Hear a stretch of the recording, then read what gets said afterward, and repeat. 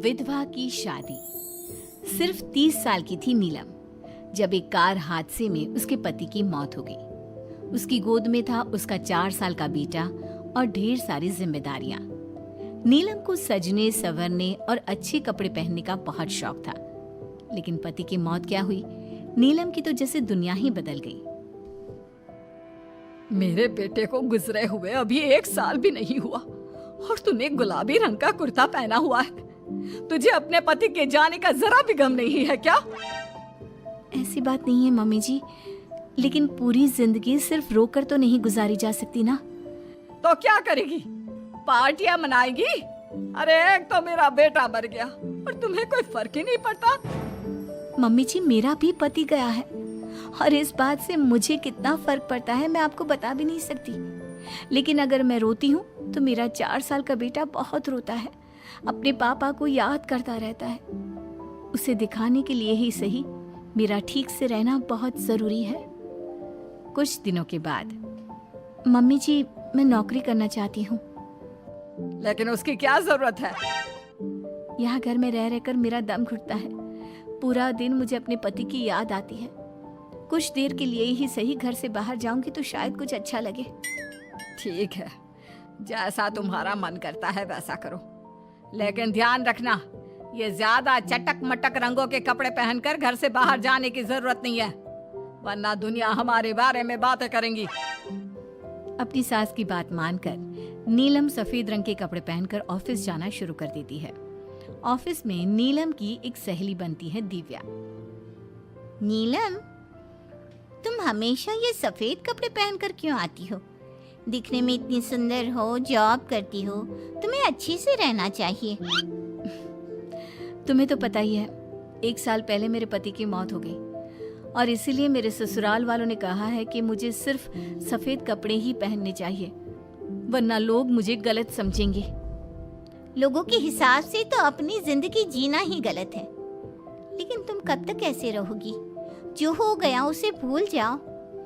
मेरा भी बहुत मन करता है कि तुम लोगों की तरह रंगीन कपड़े पहनूं, अच्छे कपड़े पहनकर तैयार होकर रहूं, लेकिन फिर मोहल्ले वाले और रिश्तेदार मेरे बारे में उल्टी सीधी बातें बनाने लगते हैं। देखो, तुम जॉब करती हो, तुम्हें लोगों की बातों की परवाह नहीं करनी चाहिए। अगले दिन नीलम जाने के लिए तैयार होती है और रंगीन कपड़े पहन लेती है। ये देखकर नीलम की सास को गुस्सा आ जाता है। देखो बहू, तुम्हें समझाया था ना, अब तुम विधवा हो, तुम्हें ऐसे रंगीन कपड़े नहीं पहनने चाहिए। मम्मी जी, अगर मेरे पति की मौत हो गई तो इसमें मेरी क्या गलती? और सफेद कपड़े पहनने से आखिर क्या हो जाएगा? क्यों नहीं पहन सकती मैं रंगीन कपड़े? क्योंकि सफेद रंग विधवाओं के लिए बना है और तुम्हें रंगीन कपड़े पहनने का अब कोई हक नहीं है। तभी वहाँ पर नीलम की सहेली दिव्या आ जाती है। वो नीलम की सास की सारी बातें सुन लेती है। आंटी जी, विधवा होने का मतलब ये तो नहीं कि इंसान अपनी जिंदगी जीना छोड़ दे और रंगीन कपड़े पहन लेने से क्या हो जाएगा। एक विधवा लड़की बाकी के सारे काम तो करती है ना, खाना खाती है, घर के काम करती है, फिर रंगीन कपड़े क्यों नहीं पहन सकती? वो इसलिए ताकि विधवा होने के बाद किसी दूसरे आदमी की नजर में ना आए। अरे रंगीन कपड़े पहनेगी तो सुंदर लगेगी, फिर कल को आकर कहेगी मुझे दूसरी शादी करनी है, तब हम क्या करेंगे? हाँ तो ठीक है ना, इसमें गलत क्या है? एक विधवा को अपनी जिंदगी जीने का पूरा अधिकार होता है, नीलम को भी है। चलो नीलम, तुम यही कपड़े पहनकर मेरे साथ चलो। नीलम रंगीन कपड़े पहनकर अपनी सहेली दिव्या के साथ ऑफिस चली जाती है। कुछ इसी तरह दिन बीतने लगते हैं, लेकिन अब पति के जाने के बाद नीलम बहुत उदास रहने लगी थी। क्या बात है, तुम इतनी उदास क्यों रहती हो? देखो, नए दोस्त बनाने चाहिए, लोगों से बात करनी चाहिए। तुमने देखा ना, कितनी मुश्किल से सफेद रंग के कपड़ों से मुक्ति मिली है, और अब रंगीन कपड़े पहनूंगी, दोस्त बनाऊंगी तो समाज मुझे वैसे ही जीने नहीं देगा। इस मामले में तुम्हें समाज की परवाह नहीं करनी चाहिए नीलम। लोगों का काम क्या है? बातें बनाना ही तो है। कुछ दिनों के बाद नीलम के ऑफिस में एक लड़का आता है। उसका नाम अमर था। वो धीरे धीरे नीलम को पसंद करने लगता है और एक दिन वो नीलम से कहता है, नीलम, तुम मुझे बहुत अच्छी लगती हो, मैं तुमसे शादी करना चाहता हूँ। लेकिन अमर, मैं एक विधवा हूँ और मेरा 4 साल का एक बच्चा भी है। मैं तुमसे शादी नहीं कर सकती। मुझे तुम्हारे विधवा होने से कोई फर्क नहीं पड़ता। मुझे तुम एक अच्छी इंसान लगी और इसीलिए मुझे तुमसे शादी करनी है। लेकिन मुझे मेरी फैमिली से इस बात की परमिशन कभी नहीं मिलेगी। तुम उसकी चिंता मत करो, मैं तुम्हारे घर आकर बात करूंगा। कुछ दिनों के बाद अमर नीलम के घर पहुंचता है। नमस्ते आंटी जी, मैं अमर हूँ। मैं आपकी बहू नीलम से शादी करना चाहता हूँ। मुझे तो पहले से पता था।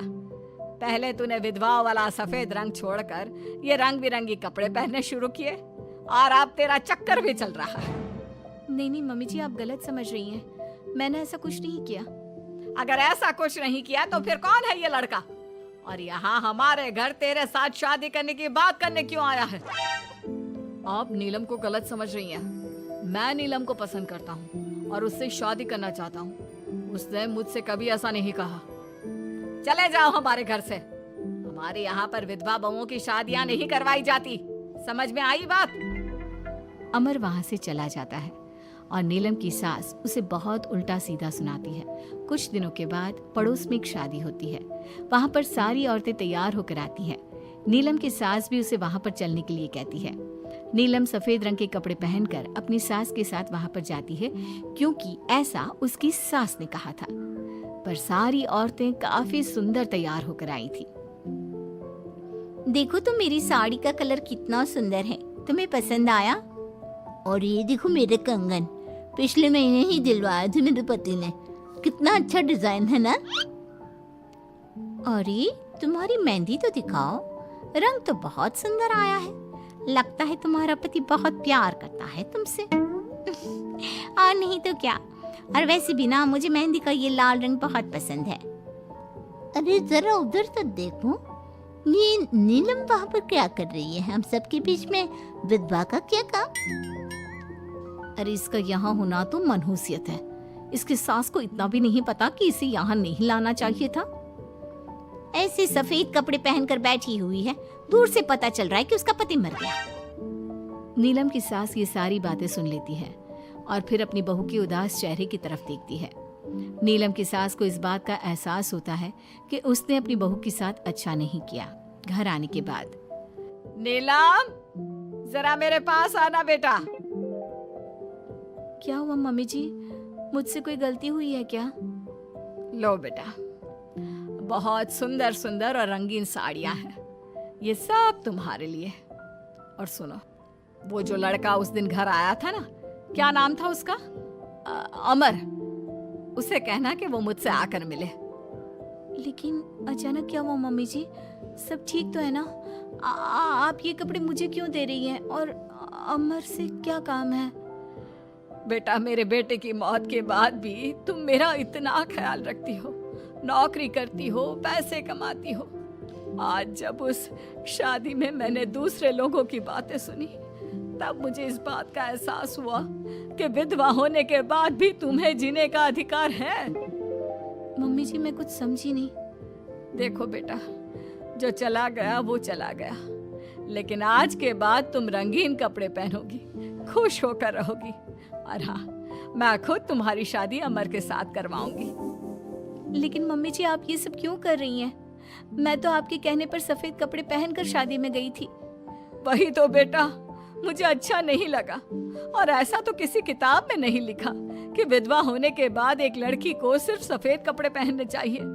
अगर तुम ससुराल में रहकर अपनी जिम्मेदारी उठा सकती हो, तो फिर अपनी जिंदगी में सारी खुशियों पर भी तुम्हारा अधिकार है। नाचने वाली से शादी। दिनेश एक बार अपने दोस्त अमर की शादी में उसके गांव गया। दिनेश और उसके दोस्त शादी में जमकर मजे कर रहे थे। अमर की शादी में एक नाचने वाली लड़की भी आई थी, जिसका नाम था अमृता। उसका नाच देखकर वो लड़की दिनेश को बहुत पसंद आ जाती है। जब वो लड़की शादी में डांस करके वहां से जाने लगती है, तो दिनेश उसके पास जाता है। देखो, तुम मुझे बहुत पसंद हो, तुम बहुत अच्छा डांस करती हो। जी शुक्रिया, डांस की बात तो सही है, लेकिन आप मुझे पसंद करते हैं, ये बात समझ में नहीं आई।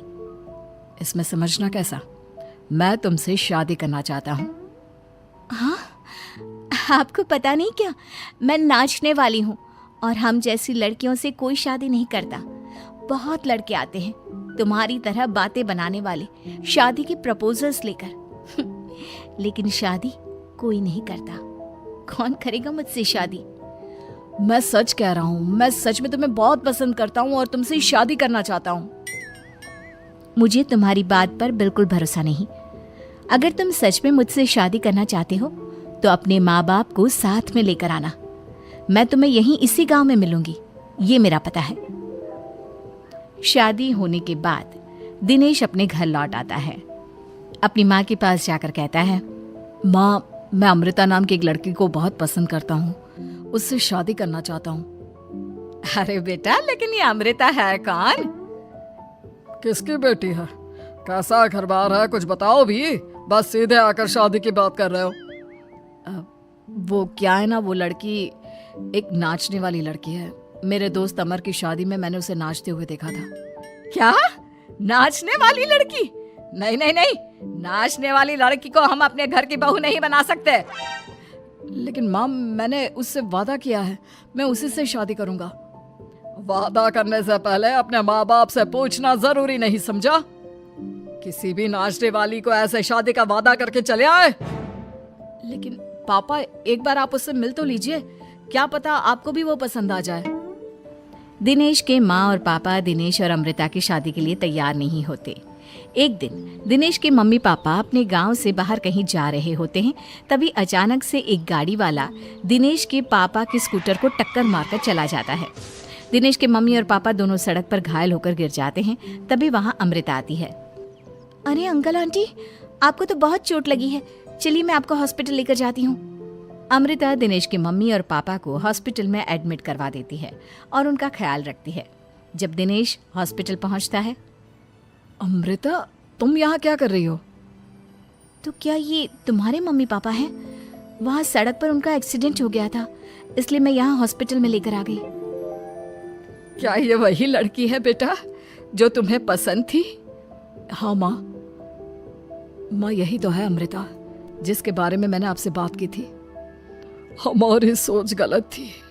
ये लड़की तो बहुत अच्छी है और हम तुम्हारी इससे शादी करवाने के लिए अब बिल्कुल तैयार हैं। उसके बाद दिनेश और अमृता की शादी हो जाती है। अमृता एक नाचने वाली थी और इसलिए वो किसी भी तरह की आवाज पर नाचना शुरू कर देती। एक दिन जब वो किचन में खाना बनाते वक्त झूम झूम कर नाच रही थी। अरे बहू, तुम यहाँ किचन में खड़ी होकर डांस क्यों कर रही हो? यहाँ कौन सा गाना बज रहा है? मम्मी जी, वो कुकर की सीटी का म्यूजिक है ना, बस उसी पर डांस कर रही थी। आप भी सुनिए ना, कितना अच्छा म्यूजिक है। अरे अब कुकर की सीटी पर कौन डांस करता है? अजीब नाचने वाली बहू मिली है। माना दिल की अच्छी है, लेकिन कुकर की सीटी पर भी नाचती है। भगवान भला करे। कुछ दिनों बाद दिनेश के पड़ोस वाले घर में कंस्ट्रक्शन का काम चल रहा था और सारा दिन मजदूरों के हथौड़े चलाने की आवाज आती रहती। उस आवाज की वजह से अमृता घर का सारा काम छोड़कर डांस करती रहती। ये देखकर दिनेश के पापा कहते हैं, बेटा, तुम नाचने वाली बहू तो ले आए, लेकिन ये तो हथौड़ों की आवाज पर भी डांस करती है। और बेटा अपने घर का काम बिल्कुल छोड़ दिया है। सारा दिन बस मजदूरों के औजारों की आवाज पर डांस करती रहती है। कल मैंने एक गिलास पानी मांगा था तो मुझसे कहती है, पापा बाद में देती हूँ, अभी तो डांस कर रही हूँ मैं, डिस्टर्ब मत करो। माँ पापा, आपकी बात सही है। अमृता के ऊपर तो डांस करने का नशा कुछ ज्यादा ही सवार हो गया है। लगता है इसके पुराने काम का भूत इसके सिर में फिर से घुस गया है। अरे लेकिन बेटा, हम क्या करें? अब ये पूरा दिन इसी तरह नाचती रहेगी तो कुछ अजीब नहीं लगेगा? एक दिन दिनेश और उसका परिवार जंगल में पिकनिक मनाने जाने का प्लान करता है। दिनेश, उसकी पत्नी अमृता और माँ बाप चारों मिलकर जंगल में पिकनिक मनाने पहुंच जाते हैं। लेकिन तभी वहां पर जंगल के लोग उन्हें घेर लेते हैं। अरे क्या मुसीबत है ये? कौन है ये लोग?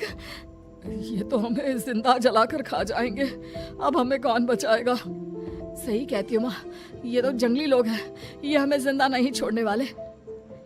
अरे डरने से बेहतर होगा कि हम अपने आप को बचाने का कोई उपाय सोचें। तुम्हारा क्या है, तुम तो नाचने लग जाओगी। तुम्हारा दिमाग भी काम करता है और तुम्हारे तो पैर भी काम करते हैं। अरे माँ, ये लड़ने का वक्त नहीं है, हमें कुछ सोचना पड़ेगा। अब सोचने से कुछ नहीं होने वाला, ये जंगल के लोग हमें पका कर खा जाएंगे। वो जंगली लोग दिनेश और उसके परिवार के हाथ पैर बांधकर उन्हें मारने की तैयारी करने लगते हैं। लेकिन उससे पहले वो आग जलाकर जोर शोर से नाचते हैं। उन्हें नाचता देखकर अमृता के अंदर की नर्तकी भी बाहर आ जाती है और वो पेड़ से बंधे बंधे ही जोर जोर से अपने पैरों से ठुमके लगाने लगती है। तभी एक जंगली बोल पड़ता है, लड़की, तुम यहाँ पेड़ से बंधे बंधे क्यों नाच रही हो? क्योंकि मुझे तुम जंगलियों से ज्यादा अच्छा डांस करना आता है। अरे जाओ जाओ, हम जितनी तेज डांस करते हैं उतना तो तुम कर ही नहीं सकती। लगा लो शर्त। अच्छा ठीक है, लगी शर्त। अगर तुमने हमसे ज्यादा अच्छा और तेज डांस किया तो हम तुम्हारे परिवार को जिंदा छोड़ देंगे। और अगर तुम हार गई तो हम तुम सबको जिंदा जलाकर खा जाएंगे। अच्छा ठीक है, मुझे तुम्हारी शर्त मंजूर है। अब बजाओ तुम्हारा जंगली ढोल, देखते हैं कौन कितना डांस करता है। वो जंगली लोग जोर जोर से ढोल बजाकर नाचना शुरू कर देते हैं। दिनेश और उसका परिवार उनके नाच की स्पीड देखकर दंग रह जाता है। अमृता भी उनके साथ बराबर से नाचने की कोशिश कर रही थी। धीरे धीरे अमृता ने अपने डांस की स्पीड को कम कर दिया। क्या हुआ, हवा निकल गई तुम्हारी? बढ़िया ही हमसे जीतने वाली। बस 1 मिनट रुक जाओ, तुमको तो मैं अभी बताती हूँ। अब तक अमृता धीरे धीरे नाच रही थी ताकि वो सारे जंगली थक जाए और अमृता बाद में जोर जोर से डांस करके उन्हें हरा दे। और ऐसा ही हुआ। अमृता ने अब तेज स्पीड से नाचना शुरू कर दिया। सारे जंगली अब तक थक चुके थे। देखा, अब पता चला कौन ज्यादा अच्छा और तेज नाच सकता है। हाँ हाँ, तुम ही हमसे ज्यादा अच्छा और तेज डांस करती हो। हमने मान लिया, बहुत थक गए, बस भी करो। अरे अभी कहाँ से बस करो, तुम कहो तो मैं दिन रात लगातार नाच सकती हूँ। हम तुम्हारे आगे हार मानते हैं, तुम अपने परिवार को लेकर यहाँ से चली जाओ। देखा माँ, आज नाच